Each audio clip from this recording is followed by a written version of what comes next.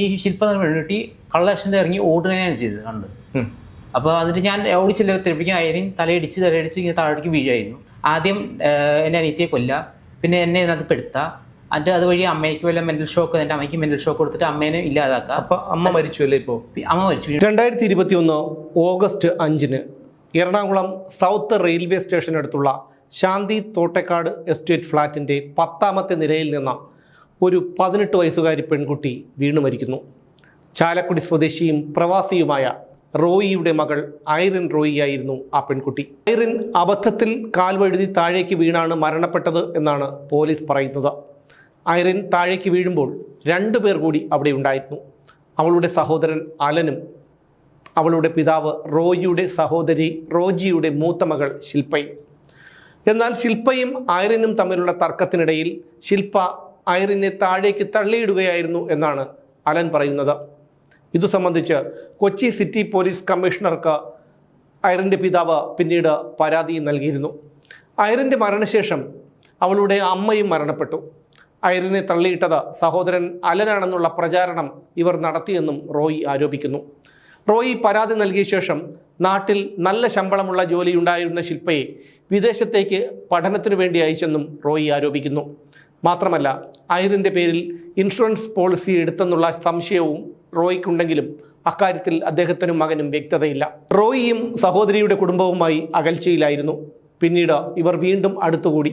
അതിനുശേഷം ചാലക്കുടിയിൽ താമസിക്കുകയായിരുന്ന റോയിയുടെ ഭാര്യയെയും മക്കളെയും ഇവർ നിർബന്ധിച്ച് എറണാകുളത്ത് ഇവർ തന്നെ വാടകയ്ക്ക് താമസിക്കുന്ന ഫ്ലാറ്റിലേക്ക് കൂട്ടിക്കൊണ്ടുവരികയായിരുന്നു എന്നാണ് റോയിയും അലനും പറയുന്നത്. 2021 ഫെബ്രുവരിയിലായിരുന്നു ഇത്. പിന്നീട് 6 മാസങ്ങളാകുമ്പോഴാണ് ഐറിൻ മരണപ്പെടുന്നത്. അന്വേഷണം അട്ടിമറിക്കപ്പെടുകയായിരുന്നു എന്നാണ് റോയിയുടെയും അലൻ്റെയും ആരോപണം. കുഞ്ഞനുജത്തിയെയും അമ്മയെയും മാസങ്ങളുടെ ഇടവേളയിൽ നഷ്ടപ്പെട്ട അലൻ DNA ന്യൂസിനോട് പ്രതികരിക്കുന്നു. ഇപ്പോൾ നമ്മളോടൊപ്പമുള്ളത് ഐറിൻ്റെ സഹോദരൻ അലിൻ റോയിയാണ്. അലിൻ, എന്തായിരുന്നു അന്ന് സംഭവിച്ചത്? അന്ന് സംഭവിച്ചത് വെച്ചാൽ എൻ്റെ ഡാഡി പുറത്താണ്, എൻ്റെ അമ്മയും ഞാനും അനിയത്തിയാണ് ആ ഫ്ലാറ്റിൽ താമസിച്ചുകൊണ്ടിരുന്നത്. ശാന്തി തോട്ടേക്കാടുന്ന ഫ്ലാറ്റിൽ താമസിക്കുന്നത്. അപ്പോൾ ഈ ശില്പ എന്ന് പറഞ്ഞ പെൺകുട്ടി പെട്ടെന്ന് വന്ന് ഞങ്ങൾ എക്സസൈസ് ചെയ്തുകൊണ്ടിരിക്കുന്നത് രാവിലെ.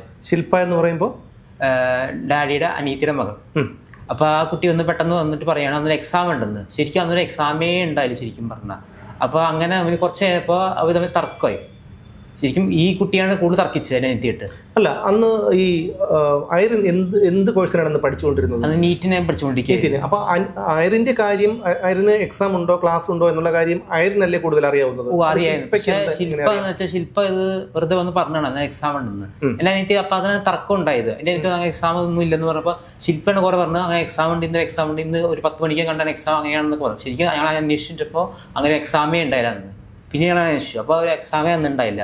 ശില്പ വെറുതെ വന്ന് പറഞ്ഞത് എക്സാം ഉണ്ടെന്ന്. അങ്ങനെ തർക്കം തുടങ്ങി. പിന്നെ കുറച്ച് കഴിയുമ്പോൾ ഞാൻ കാണുമ്പോൾ എൻ്റെ അനിയത്തി വീഴുകയും ഈ ശില്പ വേണ്ടി കള്ളലക്ഷണത്തോടെ ഓടി പോകണമെന്ന് ഞാൻ കണ്ടു. അതായത് 11ാമത്തെ നിലയിൽ നിന്ന് അനിയത്തി വീഴുന്നത് കണ്ടു. ആ വീടിനെ കണ്ടു. ഈ കേട്ടോ? വീടിനാണ് കണ്ടത് ഞാൻ. കരച്ചിൽ ഒച്ച കേട്ടു. വീടുന്നെന്ന് പറയുമ്പോൾ താങ്കൾ നിൽക്കുന്നത് ടെറസിലാണല്ലോ. ആ, അത് കൈ തള്ളി ആരെ തള്ളിയിട്ട് വീടിനെ പോലെയാണ് തോന്നിയത്. അതായത് നമ്മളിപ്പോ പെട്ടെന്ന് നോക്കുമ്പോൾ മൊത്തം കാണാൻ പറ്റും. തള്ളിയിട്ട് കൈ വിട്ടിട്ട് നിലത്തേക്ക് പോകണ ഒരു ഇതാണ്. അപ്പൊ അലറി വിളിച്ചിരുന്നോ? ഒരു എന്തോ ബഹളം കേട്ടു. ഞാൻ നോക്കുമ്പോൾ ഇങ്ങനെ വീഴായിരുന്നു. പിന്നെ ഈ ശില്പ പെൺകുട്ടി കള്ളലക്ഷണത്തിൽ ഇറങ്ങി ഓടുകയാണ് ചെയ്തത് കണ്ട്. അപ്പൊ എന്നിട്ട് ഞാൻ ഓടിച്ചില്ല തെളിപ്പിക്കാൻ ആയാലും തലയിടിച്ച് ഇങ്ങനെ താഴേക്ക് വീഴായിരുന്നു. ഓരോ ഫ്ലോറിന്റെ ഭിത്തിമ ഇടിച്ചിടിച്ച് വീഴുകയായിരുന്നു. പിന്നീട് എന്ന് വെച്ചാൽ ഞാൻ നേരെ താഴേക്ക് പോയി. എന്നിട്ട് നേരെ ഈ ജിജോ എന്ന് പറഞ്ഞ ആളുടെ വീട്ടിലേക്ക് പോയി. ജിജോ എന്ന് പറയുമ്പോൾ ശില്പയുടെ അച്ഛൻ്റെ വീട്ടിലേക്ക് 9th ഫ്ലോറിലേക്ക് പോയി. അപ്പോൾ ആ ആളുടെ വീട്ടിലേക്ക് പോയി. അപ്പോൾ അവളോട് നിൽക്കണ്ടായിരുന്നു. ശില്പ നമ്മുടെ വീട്ടിൽ കണ്ടായിരുന്നു. അപ്പോൾ ശില്പ ഈ കുട്ടി ഐറിൻ താഴെ വീണപ്പോൾ ശില്പ ഓടി ശില്പയുടെ വീട്ടിലാണോ പോയത്, അതോ താഴെ ഈ ബോഡി കിടക്കുന്നിടത്താണോ വന്നത്? അല്ല, നേരെ ജിജോന്റെ വീട്ടിലേക്ക്, ആ കുട്ടിയുടെ വീട്ടിലേക്കാണ്. ശില്പ നമ്മുടെ കുട്ടിയുടെ വീട്ടിലേക്കാണ് പോയത്. ഒരു കള്ളത്തോടെ ഓടി പോണ കണ്ടേ ഞാൻ പിന്നെ കാണുന്നത് അനിയത്തി വീണത് എൻ്റെ ഒപ്പം. എന്നിട്ട് ഞാൻ നേരെ അവരെ വീട്ടിലേക്ക് പോയി. അപ്പോൾ അവിടെ ചെന്നപ്പോൾ ശില്പ കള്ളലക്ഷണം നിൽക്കുന്നത് മാറി നിൽക്കണ്ടായിരുന്നു. പിന്നെ ജിജോനോട് ഞാൻ കാര്യം പറഞ്ഞു. അപ്പോൾ ജിജോ ഓടി വന്നു. കൂടെ ഈ കുട്ടി ഇറങ്ങി വരണ്ടായിരുന്നു ജിജോനൊപ്പം. ഞങ്ങൾ ചെന്ന് പോയി തപ്പി. അത് ഞങ്ങൾക്ക് എവിടെയാണ് മനസ്സിലായി വീണത്. പിന്നീടാണ് സെക്യൂരിറ്റി മറ്റാളുടെ സഹായത്തോടെ കാറിന്റെ ഷെഡിന്റെ അവിടെയാണ് വീണത്. കാർ പാർക്കിന്റെ ഷെഡിന്റെ അവിടെ വീണെന്ന് മനസ്സിലായത്. ഒരു ഷെഡ് പൊളിച്ചെടുത്തു. എന്നിട്ട് അവിടെ നിന്ന് കിടക്കായിരുന്നു. എൻ്റെ ഷെഡിന്റെ മേളിൽ കിടക്കായിരുന്നു കുട്ടി. പക്ഷെ അനക്കുണ്ടായി, ജീവനുണ്ടായിരുന്നു അനിയത്തിക്ക്. പക്ഷെ എന്നിട്ട് അപ്പോ ഈ അലിൻ ഓടിയെത്തുമ്പോൾ അനിയത്തി വീണ് കിടക്കുകയാണ്. ഞാൻ വീണെടുക്കും താഴെ. അപ്പോൾ അലിൻ എന്ത് ചെയ്തു? ഞങ്ങൾ ഷെഡ് പൊളിക്കാൻ നോക്കി, കാർ ഷെഡ്.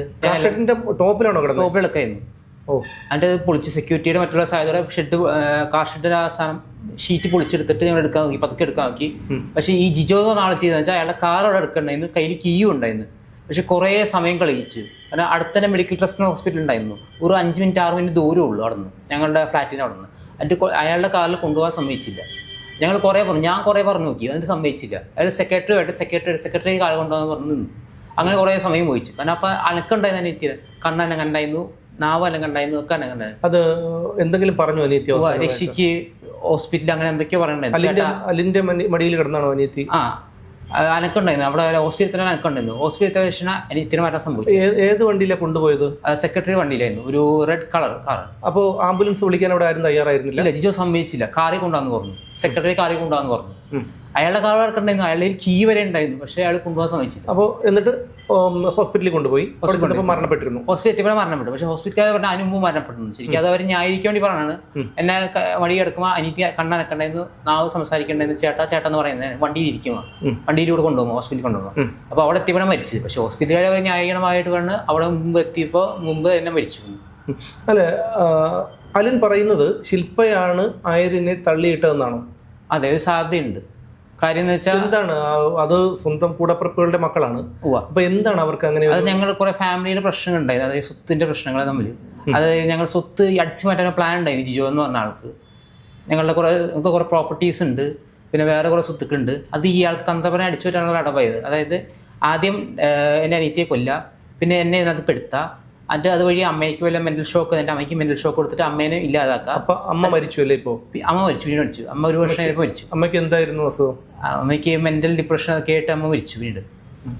എന്നിട്ട് പിന്നീട് അവസാനം ഡാഡിനെ ഒറ്റപ്പെടുത്തുക. ഡാഡി എങ്ങനെ പോകുന്ന വെച്ചാൽ ആ സ്വത്തുക്കൾ കൈക്കലാക്കായിരുന്നു ഇവരുടെ പ്ലാൻ. 3 പേരെ പ്ലാൻ, അതായത് ജിയോന്റെയും റോജിയുടെയും ശില്പയുടെ പ്ലാൻ. ഇവർ 3 പേരെ പ്ലാനിൽ പങ്കെടുത്തുന്നു. ശ്വേതയും പങ്കെടുത്തുന്നു, അതായത് അനിയത്തിയും പങ്കെടുത്തുന്നാന്ന് തോന്നുന്നത്. ചില കാര്യങ്ങൾ നമുക്ക് അറിയാം, പക്ഷെ അവള് ഇവരെ രക്ഷിക്കാനും സഹായിക്കാൻ വേണ്ടി നിൽക്കുകയാണ് ഇപ്പോൾ. അത് പോട്ടെ, ഹോസ്പിറ്റലിൽ ചെന്നപ്പോൾ അഞ്ജത്തി മരണപ്പെട്ടു. എന്തുണ്ടായി പിന്നീടെന്ന് വെച്ചാൽ ഞങ്ങളവിടെ നിൽക്കുകയായിരുന്നു. കുറച്ച് കഴിയുമ്പോൾ ജിജോ എന്നോട് വന്നു, അമ്മയെ വിളിച്ചിട്ടുണ്ട്. ഞാൻ പറഞ്ഞു അമ്മയെ വിളിക്കേണ്ട, എൻ്റെ അമ്മയെ വിളിക്കേണ്ട, അമ്മയ്ക്ക് കാണുമ്പോൾ ഷോക്കാണ്. പക്ഷേ ജിജോ സമ്മതിച്ചില്ല. അമ്മനെ എപ്പോൾ വിളിച്ചുകൊണ്ടെന്ന് പറഞ്ഞു. എന്നിട്ട് അമ്മയെ വിളിച്ചു വരുത്തി ഇയാളുടെ കാറിൽ, ജിജോനല്ല. ആരോ കാറിൽ കീ കൊടുത്തിട്ട് ഇയാൾ വിളിച്ചു വരുത്തി എൻ്റെ അമ്മേനെ ആ കാറിൽ. എന്നിട്ട് അമ്മ ആ ഷോക്കിൽ നിൽക്കുമ്പോൾ ഇയാൾ മൂതി പൊടിച്ചിരുന്ന തുണീന് വലിച്ചു കാണിച്ചു. ബോഡി മൂടിയിട്ടിരുന്ന തുണി കാണിച്ചു, അമ്മയെ കാണിച്ചു. അപ്പൊ അമ്മയ്ക്ക് ഷോക്കായി പെട്ടെന്ന്. അമ്മ എന്നിട്ട് നിലവിളിയും ബഹളമൊക്കെ ആയിരുന്നു അവിടെ ആശുപത്രിയിൽ. മോളിഷിക്ക് എന്നൊക്കെ പറഞ്ഞിട്ട് ബഹളമായിരുന്നു. എന്നിട്ട് ഇയാൾ വേഗം മോർച്ചറിക്ക് കൊണ്ടുപോയിക്കോ പറഞ്ഞു. ഇയാളെല്ലാം കാര്യം ഏറ്റെടുക്കുമായിരുന്നു ഭയങ്കരമായിട്ട്. ഞങ്ങൾക്കൊന്നും പറയാൻ സമ്മതിച്ചില്ല, എന്നെ പറയാൻ സമ്മതിച്ചില്ല. എന്നോട് എൻ്റെ കുറേ പേപ്പറിൽ ഒപ്പിടാൻ പറഞ്ഞു അവിടുത്തെ ആശുക പറഞ്ഞിട്ട്. അങ്ങനെ ആ സമയത്ത് പപ്പ ഗൾഫിലായിരുന്നു. പിന്നെ പപ്പ വന്നതിന് ശേഷമാണ് ശവടക്കം നടത്തിയത്. അതുപോലെ വേറെ ഇതിന്റെ ഫോട്ടോസ് വീഡിയോസ് എടുത്തില്ല ബോഡി ഫ്യൂണറലിലെ. കാര്യം എന്താ, അവരുടെ എക്സ്പ്രഷൻസ് അതിനകത്ത് പതിയുന്നവർക്കറിയാം. ഫ്യൂണറലിൻ്റെ എടുക്കാൻ പറഞ്ഞിരുന്നു, പറഞ്ഞു. ഡാഡി പറഞ്ഞു, പക്ഷെ സമ്മതിച്ചില്ല. ജിജോ സമ്മതിച്ചില്ല. എന്ത് പറഞ്ഞു? ജിജോ പറഞ്ഞു ചെയ്യേണ്ടെന്ന് പറഞ്ഞു, അതിന് ആവശ്യമില്ലെന്ന് പറഞ്ഞു. അത് അവരുടെ ചിലവല്ലേ എന്നൊക്കെ പറഞ്ഞു. ഞാൻ പറഞ്ഞു, ഡാഡിയും പറഞ്ഞു, ഞാനും പറഞ്ഞു എടുക്കണം നിർബന്ധമായിരുന്നു. പക്ഷെ ഇയാൾ സമ്മതിക്കുള്ള ചിലവാകും, ഇപ്പോഴത്തെ അവസ്ഥ വേണ്ട, അതിന്റെ ആവശ്യമില്ല എന്നൊക്കെ പറയും. ഞങ്ങൾ പറഞ്ഞാണ് അത് എടുക്കത്തെ, എന്താ കുഴപ്പമൊന്നും പക്ഷെ വല്ലാതെ ഇങ്ങനെ പ്രശ്നമുണ്ട്, ചിലവാകും, ആ പ്രശ്നമുണ്ട് അങ്ങ് പറഞ്ഞാൽ ഒഴിവാക്കുന്നു തന്ത്രപരമായിട്ട്. കാരണം അവരുടെ എക്സ്പ്രഷൻസ് വരും എന്നറിയാം. ഈ ജിജോന്റെയും റോജിയുടെയും ശില്പയുടെ അടക്കം എക്സ്പ്രഷൻസ് ആ ഫോട്ടോയിലും ഫ്യൂണറിലെ വീഡിയോയിലും വരും എന്നറിയാം. അപ്പോൾ ഈ അതിന് പോലീസ് വന്നിരുന്നില്ല അവിടെ? പോലീസ് അവരെ ചടങ്ങ് നടത്തി അന്വേഷിച്ചിട്ട് പോയത്രേ ഉള്ളൂ. ഇവിടെ മൊഴി എടുക്കാൻ സമ്മതിച്ചില്ല. അപ്പോൾ നിങ്ങൾക്ക് എപ്പോഴാണ് ഈ സംശയം തോന്നിയത്? ഞങ്ങൾക്ക് വെച്ചാൽ എനിക്ക് അന്ന് സംശയം ഉണ്ടായിരുന്നു, പക്ഷെ എനിക്ക് ഉറപ്പില്ലായിരുന്നു. പിന്നീട് ഡാഡിക്കാണ് ഏറ്റവും കൂടുതൽ സംശയം. ഡാഡിക്ക് കുറച്ച് പിന്നെ ഫോൺ ഒരാൾ വിളിച്ചു ഒരു ദിവസം, കുറച്ച് നാളുകൾക്ക് ശേഷം, ഒരു 6 മാസം 4 മാസം ഒരാൾ വിളിച്ചു. ഈ സംഭവം നടന്ന 6 മാസങ്ങൾക്ക് ശേഷം അങ്ങനെ തോന്നുന്നു, 6 മാസം 4 മാസം തോന്നിയ ശരി. കാരണം ഡാഡിനെ വിളിച്ചു, എന്നെ എനിക്ക് കുത്തിയിട്ടില്ല, ഡാഡിനെ വിളിച്ചെന്ന് പറഞ്ഞു. അപ്പോൾ ഡാഡിയെ വിളിച്ചെന്ന് അയാൾ പറയാണ്, കാരണം ഇങ്ങനെ സംഭവം എടുക്കുമ്പോൾ അയാൾ നേരിട്ട് കണ്ടു. ശില്പം എന്ന് പറഞ്ഞ ആളും ആ എൻ്റെ അനിയത്തിയായിട്ട് തർക്കിക്കണ കണ്ടു, എൻ്റെ ആ കുട്ടി പിടിച്ച് തള്ളണ കണ്ടു. അല്ല, ഈ വിളിച്ചു പറഞ്ഞ ആള് താഴെ നിൽക്കുകയായിരുന്നു. കാണാൻ പറ്റുന്നു. സംഭവം നടക്കുന്നത് 11ാമത്തെ നിലയിലെ ടെറസിലാണ്. അപ്പോൾ ഇയാൾക്ക് താഴെ നിന്ന് കാണാൻ പറ്റുന്ന അയാൾ അതിന്റെ അവിടെ ആ ഓപ്പോസിറ്റ് സൈഡിൽ നിന്ന് ഓപ്പോസിറ്റ് നിൽക്കുകയായിരുന്നു അല്ലേ? ആ ഭാഗത്തിട്ട് കാണാവുന്ന ഭാഗത്ത് നിന്ന് കണ്ടുകൊണ്ടിരിക്കുന്ന സാധനം തർക്കിക്കണത്. അയാൾ എന്താ പറഞ്ഞത്? അയാൾ പറഞ്ഞ ഇവർ രണ്ട് തർക്കിക്കണുണ്ടു, ഈ കുട്ടിയാണ് കൂടുതൽ തർക്കിക്കണുണ്ട് ശില്പ എന്നാണ്. അവസാനം ഇത് പിടിച്ച് വലിക്കണോ തള്ളിയവർ തോന്നി, അയാൾക്ക് തോന്നി. അയാൾ പപ്പയെ വിളിച്ചു പറഞ്ഞു, അത് കണ്ടു. അയാൾ ആ തോന്നിയ കണ്ട കാര്യം അയാൾ പോലീസുകാരനെ പറഞ്ഞു. പോലീസിനോട് പറഞ്ഞു? പോലീസെന്ന് പറയുമ്പോൾ പോലീസറിന് നിങ്ങൾ വെറുതെ പറയാ ഇല്ലാത്ത പറഞ്ഞ പോലീസിന്റെ അടുത്ത് പോയി അയാൾ പറഞ്ഞു പറയാൻ ശ്രമിച്ചു. അപ്പൊ ആ പോലീസ് പറഞ്ഞു അത് വെറുതെ പറഞ്ഞാണ്, അത് ആ മൊഴി രേഖപ്പെടുത്തണ്ട, അതൊരു വെറുതെ പറഞ്ഞ് അടിച്ചു വിടണമെന്ന് പറഞ്ഞു. അയാൾ പറഞ്ഞത് സത്യമല്ലെന്ന് വെറുതെ പറഞ്ഞു. അയാൾ അന്ന് തന്നെ പറയാൻ പോയി. പക്ഷെ അവർക്ക് താല്പര്യമില്ല, രേഖപ്പെടുത്താൻ പോലും താല്പര്യം, ഇതിനൊന്നും രേഖപ്പെടുത്താൻ പോലും അവർക്ക് താല്പര്യമില്ല. അവർ പറഞ്ഞു നിങ്ങൾ വെറുതെ പറയാം, നിങ്ങൾ ചുമ്മാ അടിച്ചു, നിങ്ങൾ എന്ത് ശരിക്കുണ്ടെന്നൊക്കെ പറഞ്ഞ് അയാളെ ഒഴിവാക്കാൻ നോക്കിയത്. ആ സാക്ഷി രേഖപ്പെടുത്താതിരിക്കാണ് അവർ പോലീസിൽ നോക്കിയത്. അതിനുശേഷം ഈ ചടങ്ങുകളൊക്കെ കഴിഞ്ഞ് ബന്ധുക്കളൊക്കെ വന്നു, ചടങ്ങുകളൊക്കെ കഴിഞ്ഞു. അതിനുശേഷം ഈ പറയുന്ന ശില്പയുടെയും കുടുംബത്തിന്റെയും ഒക്കെ പെരുമാറ്റം എങ്ങനെയായിരുന്നു? കാരണം ഫോട്ടോ പോലും വെക്കാൻ സമ്മതിച്ചില്ല. ഡാഡി എല്ലാവരും ഐറിന്റെ ഫോട്ടോ നിങ്ങളുടെ വീട്ടിൽ വെക്കാൻ സമ്മതിച്ചില്ല? അവരുടെ വീട്ടില്. അവർ ശില്പയ്ക്ക് കാണുമ്പോൾ പേടിയാണ്, ഭയം വരും, പേടിച്ച് വരയ്ക്കും എന്നൊക്കെ പറഞ്ഞു ശില്പ. ശില്പയ്ക്കായിരുന്നു ഏറ്റവും കൂടുതൽ പേടി. ജിജോനും ഉണ്ടായിരുന്നു, പക്ഷെ ഏറ്റവും കൂടുതൽ ശില്പയ്ക്കായിരുന്നു. എനിക്ക് ഭയം വരും, പേടി വരും, എനിക്ക് ഉറങ്ങാൻ പറ്റില്ല എന്നൊക്കെ പറഞ്ഞു ശില്പ. അപ്പോൾ തന്നെ അവളുടെ വീട്ടിൽ എന്റെ അനിയത്തിയുടെ ഫോട്ടോ വയ്ക്കാൻ സമ്മതിച്ചില്ല ശില്പ, ജിജോ കൂടി. അതിനുശേഷം പിന്നീട് നിങ്ങൾ പരാതിയായിട്ട് എവിടെയൊക്കെ പോയി? ഞങ്ങൾ പരാതിയായിട്ട് ആദ്യം പോലീസ് സ്റ്റേഷനിൽ. അതായത് മരണപ്പെട്ട എത്ര ദിവസങ്ങൾക്ക് ശേഷമാണ് പോയത്? കുറച്ച് മാസങ്ങൾക്ക് ശേഷം അച്ഛൻ കൊണ്ടുവന്ന് പരാതി കൊടുത്തു അല്ലേ? അപ്പോൾ പോലീസ് എന്തായിരുന്നു പരാതി കൊടുത്തത്? അത് ഇതിനകത്ത് പുനരന്വേഷണം വേണം, ശരിക്കുള്ള അന്വേഷണം വേണം എന്ന് പറഞ്ഞിട്ട്, ഇത് ശരിക്കുള്ള മരണമല്ല, അതായത് സംശയാസ്പദ മരണമാണ്. സംശയമുള്ള ആൾക്കാരുടെ പേരുകൾ അതിൽ മെൻഷൻ ചെയ്തിരുന്നു. കൊടുത്തു. ആദ്യം ഇതിന്റെ പ്രശ്നം എന്ന് വെച്ചാൽ ജിജോ എന്ന ആള് പരാതി കൊടുക്കാതിരിക്കാൻ നോക്കി, ശ്രമിച്ചു. ഞങ്ങളോട് കൊടുക്കരുത്, എന്നെ അകത്താക്കും, അങ്ങനെ പറഞ്ഞില്ലാത്ത പറഞ്ഞ എന്റെ അമ്മേനെ ബ്രെയിൻ വാഷ് ചെയ്യും, മാനിപ്പുലേറ്റ് നോക്കും. അതിന് പരാതി കൊടുക്കാതിരിക്കാൻ ശ്രമിച്ചു, കുറേ ശ്രമിച്ചു. അവസാനം ഞങ്ങൾക്ക് സംശയം നോക്കിയാണ് കൊടുത്തത് തന്നെ. ഇയാളുടെ പെരുമാറ്റത്തിലും ശില്പയുടെ പെരുമാറ്റത്തിൽ നിന്നൊക്കെയാണ് ഞങ്ങൾക്ക് സംശയം കൊടുത്തത് തന്നെ. അവർ എങ്ങനെയായിരുന്നു ഈ സംശയം തോന്നാനുള്ള കാരണം എന്തായിരുന്നു? എന്തൊക്കെ തോന്നിയത്? അവരെന്ന് വെച്ചാൽ അവർ ഭയങ്കര, അവർക്ക് ഒരു വിഷമവും സന്തോഷവുമായിട്ട് നടക്കുന്നവർ. ഒരു വിഷമവും മകൾ ഇങ്ങനെ ഒരു കുട്ടി മരിച്ചിട്ട് ഒരു വിഷമവും സന്തോഷമായിട്ട് നടക്കുന്നത്. ഇയാൾ ക്ലബ്ബിൽ പോയി കള്ളടിക്കുന്നത്, ഇതൊക്കെ ചെയ്യണത്. ഇവൾക്കാണ് ഈ ഞാൻ കള്ളത്തര ഒരു പേടി പോലെ ഭയങ്കരമായിട്ട്. റോജിയാണ് ഭയങ്കര ഹാപ്പി ആയിട്ട് നടക്കാണ്, ഒരു വിഷമമാണ്. ഫ്യൂണറലിൻ്റെ അന്ന് ഒരു വിഷമം ഉണ്ടായില്ല ഇവർക്കൊന്നും, ഈ 3 പേർക്കും വിഷമമുണ്ടായി. ഈവൻ ആ ശ്വേത എന്ന കുട്ടിക്ക് ഒരു വിഷമം ഉണ്ടായില്ല. അവരുടെ മനസ്സുകൊണ്ടൊക്കെ ചിരിക്കുന്നത്. നിങ്ങൾ കുട്ടിക്കാലം മുതലൊക്കെ ഒരുമിച്ച് വളർന്നവരല്ലേ? കുട്ടിക്കാലം വെച്ചാൽ ഞങ്ങൾ അങ്ങനെയല്ല, ഞങ്ങളൊക്കെ ഓരോ സ്ഥലങ്ങളായിട്ട് താമസിക്കുകയായിരുന്നു. നിങ്ങൾ എവിടെയായിരുന്നു താമസം? ഞങ്ങൾ ചാലക്കുടിയായിരുന്നു, ഇവർ എറണാകുളത്തായിരുന്നു. അങ്ങനെ. പിന്നെ എങ്ങനെ എറണാകുളത്തേക്ക് വന്നത്? അത് രസം വെച്ചാൽ പ്രളയം തൊട്ടാണ് ഇതിന്റെ സ്റ്റാർട്ടിങ് തുടങ്ങുന്നത്. പ്രളയത്തിന് ഇയാൾ വന്ന് വലിയ കാര്യസ്ഥം കളിച്ച് വലിയ ആളായി അമ്മേനെ കൈക്കലാക്കി. ആരാണ്? ജിജോ എന്ന ആള്. ഈ ജിജോ അതാണ് റോജിയും കൂടി ചേർന്ന് എൻ്റെ അമ്മേനെ കൈക്കലാക്കി, ചാക്കിട്ടു. അമ്മേനെ ഭയങ്കര പ്രീതിപ്പെടുത്തി സോപ്പിട്ട് എത്തി. അത് പിന്നീട് കുറച്ച് ആൾക്ക് ശേഷം ഞങ്ങൾ അവിടെ നിന്ന് ഷിഫ്റ്റ് ചെയ്യിച്ചു ഈ എറണാകുളം സൗത്തിലേക്ക്, ഈ ഫ്ലാറ്റിലേക്ക്. ഈ ഫ്ലാറ്റ് തന്നെ ഇയാൾ കുറെ കമ്മീഷൻ അടിച്ചിട്ടുണ്ട്, ജിജോ എന്ന് പറഞ്ഞ ആള്. അത് മാത്രമല്ല, ഈ ഫ്ലാറ്റിന് വേറെ രസം എന്ന് വെച്ചാൽ ഈ ഫ്ലാറ്റിൽ ഒരാൾ തൂങ്ങി മരിച്ചിട്ടുണ്ട്. നേരത്തെ തൂങ്ങി മരിച്ച ഫ്ലാറ്റിൽ നിൽക്കുന്നത്. കാരണം വേറെ അതേ ഫ്ലോറിൽ കാലി അടിക്കുന്ന ഫ്ലാറ്റുകളുണ്ട്, ഒരു പ്രശ്നമില്ലാത്ത ഫ്ലാറ്റുണ്ട്, മറ്റു ഫ്ലോറിൽ ഫ്ലാറ്റുണ്ട്, ഒഴിവുള്ള ഫ്ലാറ്റിൽ. അവിടെ ഒന്നും താമസിക്കാതെ ഈ ഫ്ലാറ്റിൽ കൊണ്ട് ഞങ്ങളെ താമസിപ്പിച്ചു ജിജോ എന്ന് പറഞ്ഞ ആള്. ഇയാളെ തന്നെ പിന്നെ കളിച്ചു കളി, ജിജോ എന്ന് പറഞ്ഞ ആൾ. അതിനുശേഷം നിങ്ങൾ പരാതി പോലീസിന് കൊടുത്തു.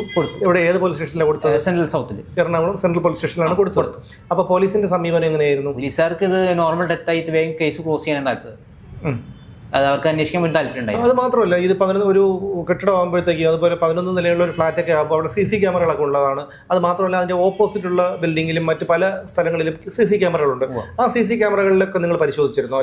പോലീസുകാർ അന്വേഷിച്ചിട്ട് പോലില്ല. പോലീസ് അവിടെ ക്യാമറ ഉണ്ടായിരുന്നു, ആ ടെറസിൽ ക്യാമറ ഞാൻ കണ്ടിട്ടുള്ള ക്യാമറ ഉണ്ട്. എന്റെ അനിയത്തി കണ്ടിട്ട്, ഞാൻ കണ്ട്, എന്റെ അമ്മ വരെ കണ്ടിട്ട് ഇവിടെ ക്യാമറ ഉള്ളത്. അതൊക്കെ ഇപ്പൊ എടുത്തു മാറ്റി കളഞ്ഞവര്.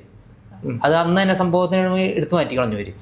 ഇപ്പൊ അവിടെ നോക്കുമ്പോൾ ഒരു ക്യാമറ, ഞങ്ങൾ ഒരു ദിവസം പോയി ഇൻസ്പെക്ഷൻ ആയിട്ട് പോയി, അതിന് ഉച്ചാക്ക് കേട്ട് അയാൾ കുറെ പറഞ്ഞിട്ടാണ് അവിടെ ഇൻസ്പെക്ഷൻ വന്നത് തന്നെ. അപ്പോഴേക്കും അവിടുത്തെ ക്യാമറ ഒക്കെ എടുത്തു മാറ്റി കളഞ്ഞവര്, അതിന്റെ പൊട്ടി പോലും ഇല്ല ഇപ്പൊ. അപ്പൊ അന്ന് തന്നെ അവര് ക്യാമറ എടുത്ത് മാറ്റിന്റെ അർത്ഥം അതിന്റെ ആ സംഭവത്തെ നന്നാല് പിറ്റേ ദിവസം തന്നെ. കാരണം അത് പൂട്ടിയിട്ടിരിക്കുന്നു ആ ടെറസ് ഒരു 2 ആഴ്ചത്തോളം. ഒരാഴ്ച മറ്റേ വെക്കുന്ന അവർ, പക്ഷെ 2 ആഴ്ചയോളം പൂട്ടിയിട്ട്, കാരണം അത് തെളിവ് നശിപ്പിക്കാൻ, ആ ക്യാമറ നശിപ്പിക്കാൻ വേണ്ടിയാണ്. അപ്പോൾ അതിനുശേഷം ഈ പോലീസ് സ്റ്റേഷനിൽ പരാതിയായിട്ട് പോയതിനു ശേഷം പോലീസ് വന്നു, സ്ഥലത്ത് വന്നു പരിശോധിച്ചു അല്ലേ? അവര് ചടങ്ങിന് വന്ന് അന്വേഷിച്ചിട്ട് പോയി. അത് മാസങ്ങൾ കഴിഞ്ഞിട്ടല്ലേ? അവര് ഒരു 2 ആഴ്ച കഴിഞ്ഞപ്പോൾ വന്നു വരും.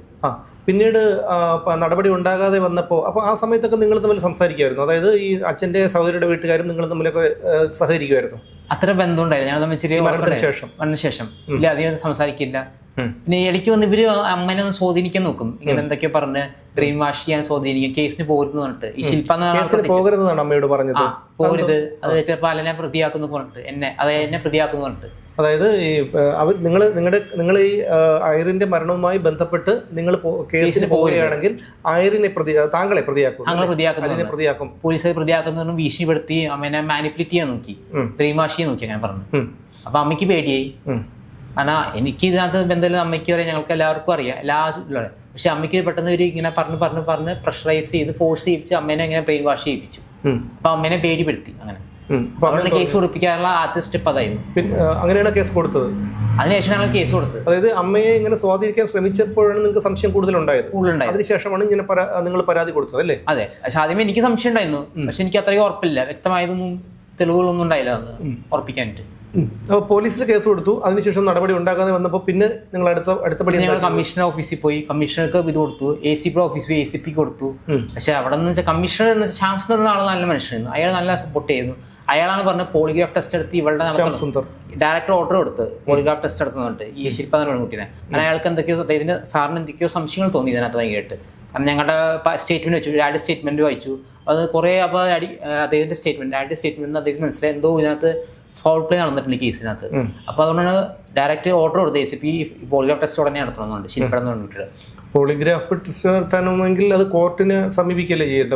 കോടതി സമീപിച്ച ശേഷം. പക്ഷെ അതിനുശേഷം ഓർഡർ വന്ന ശേഷം അദ്ദേഹം പറഞ്ഞു ഡയറക്റ്റ് നടത്തിക്കണം, ഉടനെ നടത്തിക്കണം. ഇത് സമയം കോടതിയിൽ നിന്ന് ഓർഡർ വന്നായിരുന്നോ? കോടതിയിൽ നിന്ന് വന്നിട്ടുണ്ട് ഓർഡർ വന്നേ, ഒബ്സർവേഷൻ ഓർഡർ വന്നിട്ടുണ്ടായിരുന്നു. ഉറപ്പായിട്ടും ഏകദേശം അത് പോട്ടെ. അപ്പം ശ്യാം സുന്ദർ സാറിനെ കണ്ടു. അതിനുശേഷം ഈ കേസ് എങ്ങനെ കോടതിയിലെത്തിയത്? കോടതിയിലെത്തിയെന്ന് വെച്ചാൽ ആദ്യം ഞങ്ങളത് റീഇൻവെസ്റ്റിഗേഷൻ കൊടുത്തു. കോടതി കൊടുത്തു. അപ്പോൾ അപ്പോഴാണ് ഇത് നേരത്തെ ഇങ്ങനെ കേസ് വേഗം ക്ലോസ് ചെയ്ത് പോലീസുകാർ ക്ലോസ് ചെയ്ത് ഞങ്ങൾ അറിഞ്ഞത്. ഈ റീഇൻവെസ്റ്റിഗേഷൻ കൊടുക്കാൻ പോയപ്പോൾ അവർ വേഗം ഇത്ര ദിവസങ്ങളിലും ക്ലോസ് ചെയ്ത് അന്വേഷിക്കുമ്പോൾ ബേസിക് അന്വേഷണം നടത്താതെ വേഗം കേസ് ക്ലോസ് ചെയ്ത് മുനിസിപ്പൽ കോർട്ടിൽ ഞങ്ങൾ കൊടുത്തുപോയി. അവർ വേഗം കേസ് ക്ലോസ് ചെയ്തത് തിരക്ക് പിടിച്ച്. അപ്പോഴാണ് ഞങ്ങൾ റീഇൻവെസ്റ്റിഗേഷൻ കൊടുത്തത്. പിന്നെ ബാക്കി അതിൻ്റെ പ്രൊസീജിയേഴ്സ് അതുപോലെ നടത്തി. കോടതിയിൽ കൊടുത്ത് വീണ്ടും കൊടുത്ത് അങ്ങനെ പ്രൊസീജിയർ പോയി. ഇപ്പോൾ ഈ ശില്പ എവിടെയാണ്? ശില്പ പോലീസ് അന്വേഷിക്കും പറയണത് UK സ്കോട്ട്ലൻഡാണ്. പോലീസിനോട് ഇത് ഈ കേസിനെ ഫോളോ ചെയ്യുന്നുണ്ടോ? ഫോളോ ചെയ്യുന്നുണ്ട്. കാരണം ഞങ്ങളുടെ തന്നെ ഞങ്ങളുടെ പരിചയത്തിലുള്ള ആളെ പറഞ്ഞു ഇവിടെ മണിപ്പാളിലുണ്ടെന്ന്. ഇപ്പോൾ മണിപ്പാളിന് സ്ഥലത്തുണ്ടെന്ന്. പക്ഷെ പോലീസുകാർ എന്ത് ജോലിയാണോ? ജോലിയാണെന്ന് ഞങ്ങൾ കേട്ടത്. ഞങ്ങൾക്ക് കിട്ടിയ ഇൻഫർമേഷൻ ജോലി ചെയ്യണം. എന്തോ IT ഫീൽഡാന്ന് തോന്നുന്നു.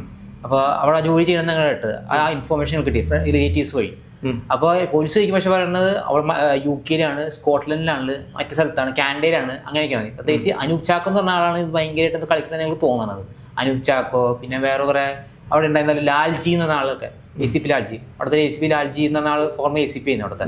കേസ് എടുക്കുമ്പോൾ അയാളായിരുന്നു അവിടുത്തെ ACP. അപ്പോൾ അയാൾക്ക് ഈ ജിജോ ആയിട്ട് എന്തോ ബന്ധമുണ്ടെന്ന് തോന്നുന്നു. തോന്നലായിരിക്കാം. പക്ഷേ കാരണം പറഞ്ഞു കേട്ടാ അയാൾക്ക് ബന്ധമുണ്ട്, അയാൾ ഭയങ്കര കറപ്റ്റഡ് ഓഫീസറാണെന്ന് വേണ്ടി. അനൂപ് ചാക്കോ ഭയങ്കര കറപ്റ്റഡ് ഓഫീസറാണെന്ന് പറഞ്ഞു കേട്ടിരിക്കുന്നത്. അത് അവരുടെ കാര്യം. അപ്പോൾ ഇപ്പം നിങ്ങൾ കോടതിയിൽ ഇപ്പോൾ കേസ് കോടതിയിൽ നടത്തിക്കൊണ്ടിരിക്കുകയാണ്. ഇപ്പൊ എന്താണ് നിലവിലെ സ്ഥിതി? കോടതിയിലെ സ്ഥിതി അവർ പോലീസ് റിപ്പോർട്ട് സബ്മിറ്റ് ചെയ്തിട്ടില്ല. പോലീസ് ഈ ഇതിനെ പറ്റിയുള്ള അന്വേഷണ റിപ്പോർട്ട് സബ്മിറ്റ് ചെയ്തിട്ടില്ല. കോടതി ഉത്തരവിട്ട് ഇതിന്റെ റിപ്പോർട്ട് സബ്മിറ്റ് ചെയ്യാനിട്ട്. അപ്പൊ എന്തുകൊണ്ട് നിങ്ങളുടെ വക്കീൽ ചാലഞ്ച് ചെയ്തില്ല? നിങ്ങൾ ചാലഞ്ച് ചെയ്ത് പറഞ്ഞാൽ പോലീസുകാർ മനഃപൂർവ്വം ഫൗൾ പ്ലേ നടത്തി നീട്ടിക്കുകയാണ് റിപ്പോർട്ട്. വക്കീൽ പറഞ്ഞോ? വക്കീൽ അങ്ങനെ പറഞ്ഞു. വക്കീൽ അങ്ങനെയാണ് പറഞ്ഞത്. കേസ് ഇപ്പോഴും കേസിൽ നിലവിലെ സ്റ്റാറ്റസ് അങ്ങനെയാണ് പോണം. അപ്പൊ വക്കീൽ ഇപ്പൊ എന്താ പറയുന്നത്? വക്കീൽ വെച്ചാൽ നമുക്ക് വെയിറ്റ് ചെയ്യാം, നമുക്ക് നോക്കട്ടെ, ഹിയറിംഗ് നടക്കട്ടെ, വാദം പോട്ടെ, നമുക്ക് നോക്കാം, അങ്ങനെയാണ് പറഞ്ഞത്. അതെ, ഓഗസ്റ്റിലല്ലേ? ഓഗസ്റ്റ് 5 വർഷം. അപ്പൊ തന്നെ തെളിവുകളെല്ലാം പോയി കഴിഞ്ഞല്ലോ. പക്ഷെ അത് ശരിക്കും ഇവര് അന്വേഷിക്കാത്തതുകൊണ്ടല്ലേ, പോലീസുകാർ പ്രോപ്പറായിട്ട് അന്വേഷിച്ചില്ലെന്ന്. അപ്പൊ തന്നെ അപ്പൊ ചിലപ്പോൾ അങ്ങനെ എവിഡൻസ് ഡിസ്ട്രോയ് ആയതുകൊണ്ട് ഇനി കിട്ടുമെന്ന് അറിയില്ല. നമുക്ക് എവിഡൻസിൽ പ്രോപ്പറായിട്ട് ഇനി കിട്ടുമെന്ന്. കാരണം ഇവർ തന്നെ ഫോൾ പ്ലേ കളിച്ച് മാക്സിമം ഡിലേ വരുത്താൻ അവളെ രക്ഷിക്കാൻ വേണ്ടി, ജോനെയൊക്കെ രക്ഷിക്കാൻ വേണ്ടി. കാരണം പോളിഗ്രാഫ് ടെസ്റ്റ് എടുത്തില്ല, പ്രോപ്പറായിട്ട് ഇൻവെസ്റ്റിഗേഷൻ നടത്താനുള്ള ഒന്നും ചെയ്യുന്നത് ഇവരെ സൈഡിൽ നിന്ന് ഒരു ഹെൽപ്പില്ല പോലീസുകാരുടെ നിന്ന്. പോലീസ് പഠിക്കട്ടെ, പറയുക, അന്വേഷിക്കാൻ പറയാ, വരട്ടെ, പഠിക്കട്ടെ എന്നാണ്. ആകെ ഞങ്ങൾക്ക് ഹെൽപ്പ് സപ്പോർട്ട് ചെയ്യാൻ ശ്യാം സുന്ദർ സാറിന്റെ ഹെൽപ്പ് സപ്പോർട്ട് ഉണ്ടായത്. വേറെ ഒരു പോലീസ് വലിയ സപ്പോർട്ട് ഹെൽപ്പ് ഒന്നും ഉണ്ടായില്ല. അതിനുശേഷം നിങ്ങൾ ഈ അപ്പാർട്ട്മെന്റിൽ നിന്ന് താമസം മാറിയോ? അവിടെ നിന്ന് മാറി ഞങ്ങൾ കുറച്ച് നാൾ പോയി. അതും രസം എന്ന് വെച്ചാൽ അവിടെ എന്താ ഇവര് പറഞ്ഞു ഹിന്ദു റെസിഡൻസ് വഴി പ്രേതം വരുന്നൊക്കെ പറഞ്ഞ് പറ്റി അവിടെ ജിജോ. അപ്പൊ ഞങ്ങൾ അവിടെ നിന്ന് മാറണമെന്ന് ഇയാൾ പറഞ്ഞു. ജിജോ പറഞ്ഞു, ഫ്ലാറ്റ് ഓണർ പറഞ്ഞു. ജിജോയും ഫ്ലാറ്റ് ഓണേഴ്സ് വഴി റെസിഡൻസ് വഴി പറയിപ്പിച്ചു. അപ്പൊ അങ്ങനെ നിങ്ങൾ അവിടെ നിന്ന് മാറി? ഞങ്ങൾ അവിടെ നിന്ന് മാറി. ഞങ്ങൾ ഇവിടുന്ന് പലയിടത്തേക്കും ഷിഫ്റ്റ് ചെയ്തു. പലരിടത്തേക്ക്. അമ്മ മരണപ്പെട്ടു അതിനുശേഷം? അതിനുശേഷം. പിന്നെ അച്ഛൻ ഗൾഫിലാണ്. അലിൻ എന്ത് ചെയ്യുന്നു? ഞാനിപ്പോ എന്റെ കോഴ്സിന് ഇപ്പൊ ജോലി ചെയ്തുകൊണ്ടിരിക്കുകയാണ്. ഇവിടെ തന്നെ ഉണ്ടോ? അല്ല, UK തന്നെ. UK-ലാണ്. അപ്പൊ ലീവിന് വന്നതാണ്.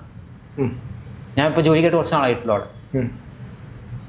അപ്പോൾ ഇതിനു മുമ്പ്, ഈ സംഭവം നടക്കുന്നതിന് മുമ്പൊക്കെ ഈ കുടുംബവുമായിട്ടുള്ള, അതായത് സ്വന്തം കൂടപ്പുറപ്പുകളാണ്, ഒരു രക്തമാണ്, അപ്പോൾ അവരുടെയൊക്കെ ഒരു പെരുമാറ്റവും ഒക്കെ അതെന്ന് വെച്ചാൽ പണ്ടേ തൊട്ടേ ഒരു ഫ്രോഡാണ്. കാരണം ഡാഡ അമ്മ എന്ന് പറഞ്ഞ ആൾ ഭയങ്കര ഒരു പ്രത്യേക ടൈപ്പ് സ്ത്രീയാണ്. കാരണം അവർക്ക് മോളോട് മാത്രം സ്നേഹമുള്ളൂ, ഡാഡോട് ഒന്നും സ്നേഹമില്ല. കാരണം അവർ ഒറ്റപ്പത്തി സ്നേഹമാണ് ഭയങ്കരമായിട്ട്. ഡാഡ് വലിയ സ്നേഹമൊന്നുമില്ല. അതുപോലെ തന്നെ ഇവർക്ക് ആ സ്നേഹം ഞങ്ങളോടുള്ളത്. ഇവർക്കെന്ന് വെച്ചാൽ ഡാഡ അമ്മയോടും അവർക്ക് അവരാരും മാത്രമേ ഉള്ളൂ. അല്ല, ഞങ്ങളോട് വലിയ സ്നേഹമൊന്നും ഇല്ല അവർക്ക്. യോജി എന്നാണ് ഇവൻ ഡാഡിൻ്റെ അമ്മയെന്ന് പറഞ്ഞ ആൾ. ജീവൻ ജിജോയിൽ പോരും. കാരണം ഞങ്ങൾ അവരെ അടുപ്പിക്കാമല്ലോ അതേ വീട്ടിലൊന്നും. ഈ പ്രളയം ശേഷമാണ് അവർ ഞങ്ങൾ വീട്ടിലേക്ക് വല്ലാതെ കയറി വന്ന് നുഴഞ്ഞു കയറാൻ അതിന് മുമ്പ് നിങ്ങളുമായിട്ട് അടുപ്പിക്കാം. വീട്ടിൽ പോയി ഞങ്ങൾ കയറ്റാലോ അവരെ. ഞങ്ങൾക്കറിയാം അവർ ഫ്രോഡാണ്. ഇവന്റെ ഡാഡി പറയാൻ അവർ ഫ്രോഡാണെന്ന് പറഞ്ഞിട്ട് ഞങ്ങൾ വരെ പറഞ്ഞിട്ടുണ്ട്. അതായത് ഈ പ്രളയത്തിന് ശേഷമാണ് ഇവർ നിങ്ങളെ എന്റെ അമ്മയെ കൈക്കിലെടുത്ത് അടുപ്പ് സ്ഥാപിച്ചു വരും. നിങ്ങളുടെ കയ്യിൽ നിന്ന് നിങ്ങളുടെ പപ്പയുടെ ഉടമസ്ഥാവകാശം ഉണ്ടെന്ന് പറയുന്ന വസ്തുക്കളൊക്കെ ഇപ്പൊ ആരാണ് അതിന്റെ കൈകാര്യം ചെയ്യുന്നത്? അതിപ്പോ ഡാഡി തന്നെയാണ്. അപ്പോൾ ഇത്തരത്തിലൊരു ക്രൂരകൃത്യം ചെയ്യണമെങ്കിൽ അത് ചെറിയൊരു തുകയായിരിക്കില്ലല്ലോ. എത്ര രൂപയുടെ ആസ്തി ഉണ്ടല്ലോ? ചിലപ്പോൾ ഒരു 4-6 കോടി രൂപയുടെ ഒക്കെ ഉണ്ടാവും, ആസ്തി ഉണ്ടാവും ഞങ്ങൾക്ക്, ഏകദേശം ഉണ്ടാവും. അപ്പൊ അത് വയ്ക്കലാക്കാൻ വേണ്ടിയായിരിക്കും ഇവർ ചെയ്ത് ഇങ്ങനത്തെ വെൽ ബ്രൂട്ടൽ പ്ലാൻ എക്സിക്യൂട്ട് ചെയ്ത് ചെയ്തെന്ന് തോന്നുന്നത്. ഒരു കൂടത്തായി ജോലി കേസ് പോലെ. അതായത് നിങ്ങൾ മനസമാധാനത്തോടു കൂടി തൃശ്ശൂർ ജീവിച്ചു വരികയായിരുന്നു. അതെ.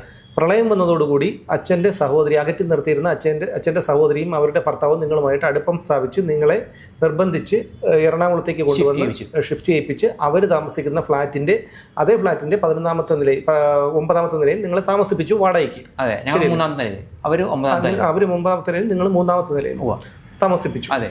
ആ താമസിപ്പിച്ച് നിങ്ങൾ അവിടെ താമസത്തിന് വന്ന് എത്ര മാസത്തിന് ശേഷമാണ് ഈ അത് 2018 ഞങ്ങൾ ഷിഫ്റ്റ് ചെയ്ത് ഒരു ഫെബ്രുവരി മാസത്തിൽ. നിങ്ങൾ എന്നാ ഷിഫ്റ്റ് ചെയ്തത്? 2021 ഫെബ്രുവരിയിൽ. 2021 നിങ്ങൾ വരുന്നത്. അതെ, ഫെബ്രുവരിയിൽ നിങ്ങൾ വരുന്നു, ഓഗസ്റ്റിൽ മരണപ്പെട്ടു സംഭവം നടക്കുന്നു. അതായത് March, April, May, June, July 5-6 മാസത്തിന് ഇടവേളയിലാണ് ഞങ്ങൾ പറയുന്നത് വെൽ എക്സിക്യൂട്ടീവ് മർഡർ ആണെന്ന് പറയാൻ കാരണം ഇവര് വെൽ പ്ലാൻ ചെയ്ത എക്സിക്യൂട്ടീവ് മർഡർ ആണ് ശരിക്കും എന്റെ അനിയത്തിയത്. അത് ജിജോ, റോജി, ശില്പ എന്ന ആള്, ഇവരെല്ലാം കൂടി ശ്വേതയ്ക്ക് ഉണ്ടാവും, അനിയത്തിക്കും പങ്കുണ്ടാവും. അച്ഛന്റെ അമ്മയുടെ നിലപാട് എന്താണ്? അമ്മയ്ക്ക് ദുഃഖം? അമ്മ ഇവര് സപ്പോർട്ടിങ്. അമ്മയ്ക്ക് ഒരു ദുഃഖമില്ല. കാരണം അമ്മയ്ക്ക് ഈ മകളെയാണ് ഇഷ്ടം, മകളുടെ മക്കളെയൊക്കെയാണ് ഇഷ്ടം. ഞങ്ങളെ ഇഷ്ടമല്ല, മറ്റു മക്കളുടെ മക്കളെ ഇഷ്ടമല്ല, ആൺമക്കളുടെ ഒന്നും. അച്ഛന് എത്ര സഹോദരങ്ങളാ? 2 അനിയന്മാരും ഈ ഒരു അനിയത്തി. ഈ അനിയന്മാർ 2 അമ്മമ്മയ്ക്ക് ഇഷ്ടമല്ല? ഏറ്റവും കൂടുതൽ ഒറ്റപുത്രി സ്നേഹമാണ് ആൾക്ക്. മകളോടും ഏറ്റവും കൂടുതൽ സ്നേഹം, മകളുടെ മക്കളോടും ആളുടെ ഭർത്താവോടും. ഞങ്ങളോടൊന്നും അത്ര വലിയ സ്നേഹമില്ല. നിങ്ങൾ ഈ പരാതി കൊടുത്തല്ലോ. ഈ പരാതി കൊടുത്തപ്പോ, ഈ മരണപ്പെട്ട് 6-7 മാസങ്ങൾക്കകത്താണല്ലോ പരാതി കൊടുത്തത്. ഈ പരാതി കൊടുത്തപ്പോ പോലീസ് FIR ഇട്ടിരുന്നോ? അപ്പോഴും ഇട്ടുണ്ടായിരുന്നില്ല. ഇപ്പൊ ഇട്ടിട്ടുണ്ടോ അറിയില്ല. ഇനിയിപ്പോ കോടതിയൊക്കെ വന്നുകൂടെ ഇട്ടിട്ടുണ്ടോ അറിയില്ല, കോടതിയുടെ ഇടപെടലുണ്ടായിട്ട് ഇട്ടിട്ടുണ്ടോ അറിയില്ല. അതുവരെ ഇട്ടിട്ട് FIR ഇട്ടിട്ടുണ്ടെങ്കിൽ അത് നിങ്ങളാണ് അറിയേണ്ടത്. ഞാൻ അറിയിക്കാനുള്ളതാണ്. ഇവർ ഞങ്ങളൊരു കാര്യം പ്രോപ്പറായിട്ട് കൺവേ ചെയ്യണില്ല, കമ്മ്യൂണിക്കേറ്റ് ചെയ്യണ ഒരു കാര്യം. ചോദിക്കുമ്പോൾ അന്വേഷിക്കുകയാണ്, പഠിച്ചുകൊണ്ടിരിക്കുകയാണ്, നോക്കട്ടെ ശരിയാ എന്നൊക്കെ പറയാന്നൊക്കെ എത്ര ഉള്ളൂ. പോലീസുകാരെന്ന് പറയട്ടെ FIR ഇട്ടെന്ന് അസ്വാഭാവിക മരണത്തിന് FIR ഇട്ടിട്ടുണ്ടല്ലോ. അതിട്ടുണ്ട്, പക്ഷെ ഇവരെ പ്രതികളുടെ പേര് ഇട്ടിട്ടില്ല ഇപ്പോഴും. ചേർത്തിട്ടുള്ള പേര് അന്ന് നടന്നത് ഐറിന്റെ മരണത്തെ FIR ഉണ്ട്. അതിനുശേഷം നിങ്ങൾ കൊടുത്ത പരാതിയിൽ കേസ് രജിസ്റ്റർ ചെയ്തിട്ടില്ല. അത് എന്റെ FIR ഇട്ടിട്ടില്ല ഇപ്പോഴും. FIR ഇവരെ പേര് ഇട്ടിട്ടില്ല, ചേർത്തിട്ടില്ല. ഈ ഇട്ടിട്ടില്ല. ഇല്ല, ജിജോന്റെ ശില്പയുടെ ഒന്നും പേര് ഇട്ടിട്ടില്ല. ഇവരെ സംശയം ഉണ്ടെന്ന് ആരോപിച്ചുകൊണ്ടാണല്ലോ നിങ്ങൾ പരാതി കൊടുത്തത്. പക്ഷെ ഇവരുടെ പേര് ഇട്ടിട്ടില്ല. ഇല്ല, FIR ഇട്ടിട്ടില്ല, രജിസ്റ്റർ ചെയ്തിട്ടില്ല. ഇപ്പൊ ഇട്ടിട്ടുണ്ടോ അറിയില്ല. കുറച്ച് നാൾക്കും വരെ ഞങ്ങൾ ഇട്ടിട്ടില്ല. കുറച്ച് നാളുകൾക്ക് മുമ്പെന്ന് പറഞ്ഞാൽ അതായത് ഒരു 4-6 മാസം മുമ്പ്. ഈ ഒരു സംഭവം പൊതുസമൂഹത്തിന് മുന്നിൽ എത്തിക്കണമെന്ന് ആവശ്യപ്പെട്ടുകൊണ്ടാണ് അലിനും പിതാവും ഞങ്ങളെ സമീപിച്ചത്. അതിന്റെ അടിസ്ഥാനത്തിലാണ് ഈ ഒരു വാർത്ത ഞങ്ങൾ പ്രേക്ഷകർക്ക് മുന്നിൽ എത്തിക്കുന്നത്. എന്തായാലും നിയമപരമായിട്ടുള്ള പോരാട്ടം തുടരുമെന്നാണ് അലിന്റെ പിതാവും പറയുന്നത്. എന്തായാലും കോടതി തീരുമാനിക്കട്ടെ സത്യം എന്താണ്.